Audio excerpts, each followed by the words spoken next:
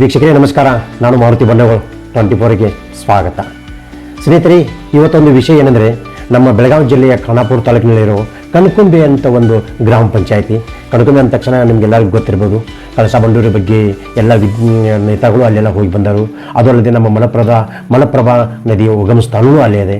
ಅದು ಅಲ್ಲದೆ ಈ ಮಾಮೂಲಿ ದೇವಿ ಅಂದರೆ ಬಹುತ್ ಅಲ್ಲಿ ಭಾಳ ಒಂದು ಫೇಮಸ್ ದೇವಿ ಮಂದಿರವಿದೆ. ಆದರೆ ನಾ ಬಂದದ್ದು ಮುಖ್ಯ ಉದ್ದೇಶ ಅಂದರೆ ಸ್ನೇಹಿತರೆ, 1895ರಲ್ಲಿ ಅಲ್ಲಿ ಬ್ರಿಟಿಷರು ಒಂದು ಪ್ರೈಮರಿ ಸ್ಕೂಲ್ ಓಪನ್ ಮಾಡಿದರು. ಅಂದರೆ 1895 ಅಂದರೆ ಈಗ ಬರೋ 2025ಕ್ಕೆ 140 ವರ್ಷ ಆಗುತ್ತೆ.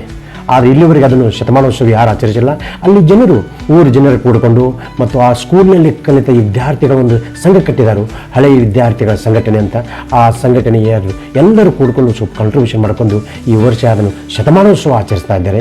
ಅದು ಯಾವ ರೀತಿ ಆಚರಿಸ್ತಾ ಇದ್ದಾರೆ, ಅಲ್ಲಿ ಇರೋ ಜನರು ಮತ್ತು ಅಲ್ಲಿ ಸರ್ ಸ್ಟಾಫ್ಸು, ಗುರುಗಳ ಸ್ಟಾಫು ಮತ್ತು ಊರಿನ ಜನರು ಏನು ಹೇಳ್ತಾರೆ ಅನ್ನೋದ್ರ ಬಗ್ಗೆ ಮುಂದಿನ ವಿಡಿಯೋದಲ್ಲಿ ನೋಡ್ತಾರೆ. ಅಲ್ಲಿವರೆಗೆ ನೀವು ನೋಡ್ತಾ ಇರಿ 24. ನಮಸ್ಕಾರ.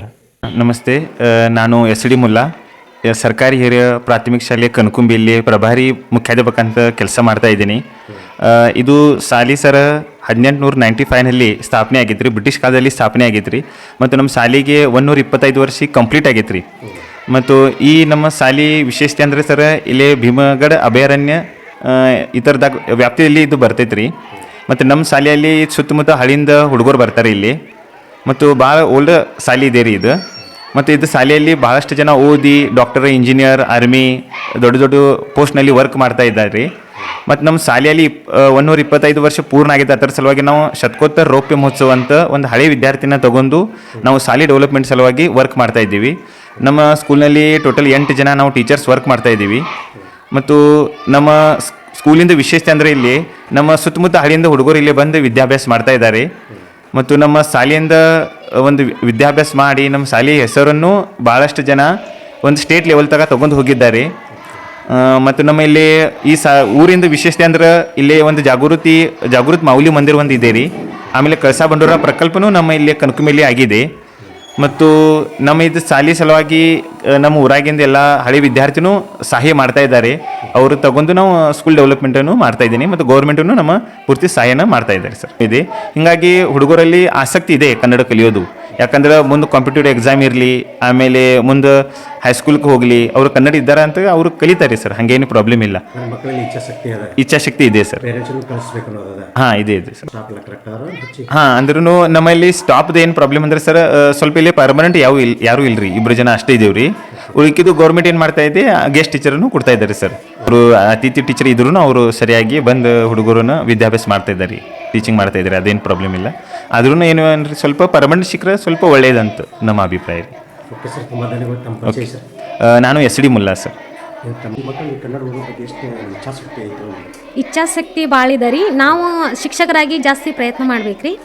ಇಲ್ಲಿ ಎಲ್ಲ ವಿದ್ಯಾರ್ಥಿಗಳು ಸ್ವಲ್ಪ ಹಮ್ಮಲ್ಲ ಅಂದರೆ ಕನ್ನಡ ಕಲಿಬೇಕು ಅನ್ನೋ ಆಸೆ ಜಾಸ್ತಿ ಇದ್ದ ರೀ.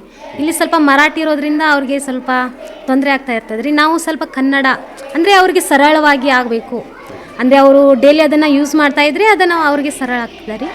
ಮತ್ತು ಕನ್ನಡ ಅಷ್ಟೇನು ಕಠಿಣ ಇಲ್ಲ ಅವರಿಗೆ. ಹಾಂ, ಒಂದು ಸಬ್ಜೆಕ್ಟ್ ಇದೆ ರೀ ಕನ್ನಡ ರೀ.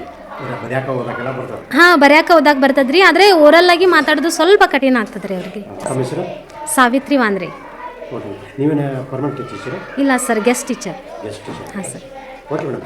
हाँ, थैंक यू सर। क्या आपने भी यही पढ़ा? हाँ, मैं यही पढ़ा। तो क्या आप क्या बोलना चाहिए? अभी हमारा स्कूल तो 125 के ऊपर साल हो गए, तो हम सब माजी विद्यार्थी बना के उसको डेवलपमेंट करने थे। अभी हमारे स्कूल में कोई परमानेंट खाली 2 शिक्षक परमानेंट है, बाकी सब गेस्ट है, इसलिए हमको सब परमानेंट शिक्षक चाहिए। Good morning sir. Very good morning जी। कैसे हैं आप लोग? हाँ, अच्छा है, कुछ बोलेगा? हाँ, जिस स्कूल में आप पढ़ रहे हो आपको पता है ये ब्रिटिशरों ने इसको बिल्ड किया है, मालूम है? तो उस स्कूल में आप पढ़ रहा है, आपको कैसा लग रहा है बेटा? मेरे को अच्छा लग रहा है कि स्कूल में मैं पढ़ रहा हूँ। हमारे स्कूल ब्रिटिश ने बनाया था और इस स्कूल को आज 125 साल हो गए हैं। मेरे को बहुत प्राउड हो रहा है कि स्कूल में मैं पढ़ता हूँ आगे आपको कौन से क्लास में पढ़ रहे हैं? 7th क्लास में। वेरी गुड बेटा। आपका नाम क्या है? मेरा नाम वेदा नरेश फेगर। ओके, और कोई बोलने वाला है? कौन बोलने वाला है? आप बोल सकते हैं बेटा? ನನ್ನ ಹೆಸರು ಮೈತ್ಲಿ ರಾಮಚಂದ್ರ ಪಾಟೀಲ್. ಕನ್ನಡ ಬರ್ತಿದ್ದೀಗ? Very good. ನನ್ನ ಶಾಲೆಯ ಹೆಸರು ಸರ್ಕಾರಿ ಪೂರ್ಣ ಪ್ರಾಥಮಿಕ ಮರಾಠಿ ಶಾಲಾ ಕಣ್ಕುಂಬಿ. ನಾನು 8ನೇ ತರಗತಿ ವಿದ್ಯಾರ್ಥಿನಿ. ನಿಮ್ಮ ಹೆಸರೇನು? ಮೈತ್ಲಿ ರಾಮಚಂದ್ರ ಪಾಟೀಲ್. ಎಷ್ಟು ಯಾವ ಕ್ಲಾಸ್ನಾಗ ಓದ್ತೀಯ? 7ನೇ ತರಗತಿ. Okay, thank you. 125 साल हो गए हम सब गांव का वो नागरिक है ना, वो माजी विद्यार्थी संगठना, वो सब मिल के पैसा निकाल के थोड़ा थोड़ा डेवलपमेंट करके इतना पैसा से काम नहीं हो रहा है सर. इसलिए थोड़ा गवर्नमेंट भी हमको थोड़ा मदद किया तो अच्छा हो. नहीं, आप एक जिम्मेदार अध्यक्ष हैं. हाँ सर. आप बोलना चाहिए ना, आप बोला नहीं लगे? नहीं सर, सब जगह पे जाके आए, बीओ ऑफिस में इधर उधर जाके आए, सब आश्वासन देता है, कर करके देता है ऐसा, लेकिन आज तक नहीं कोई ऐसा मदद नहीं किया सर. अच्छा, तो कुल मिला के अब अभी इस वक्त जरूरत क्या है सर? सरकार को क्या बोलना चाहिए? नहीं सर, हमको तो ज़रूरत है परमानेंट टीचर तो पहला ही होना चाहिए.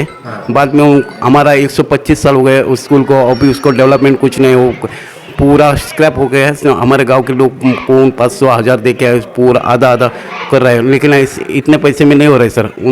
इसलिए हमको गवर्नमेंट का थोड़ा सपोर्ट होना मांगता है सर. ओके सर, आपका शुभ नाम? मैं उमेश गावड़े, SDMC कमेटी अध्यक्ष हूँ सर. मैं रंकुंबे सर. ओके सर, बहुत बहुत धन्यवाद. हाँ ओके सर. मैं 1990 का स्टुडंट, 1990चा विद्यार्थी सर त्या शाळेचा. अनेक विद्यार्थी त्या शाळेमधून वेगवेगळ्या पदावर आज आहेत. जवळपास 70 ते 80 लोक मिलिटरीमध्ये म्हणजेच आर्मीमध्ये सेवा बजावलेले आहेत आणि अजून बरीचशी लोक जी मोठ्या मोठ्या हुद्द्यावर पोहोचलेली आहेत. मात्र आज परिस्थिती पाहता शाळेमध्ये शिक्षकांची संख्या अत्यंत कमी प्रमाणात आहे. सध्याची परिस्थिती पाहिली तर फक्त एक शिक्षक जो आहे तो परमनंट शिक्षक आहेत आणि इतर जी शिक्षक आहेत ते अतिथी म्हणून कर्नाटक शासनाने नेमलेले आहेत. त्यामुळे थँक्यू सर.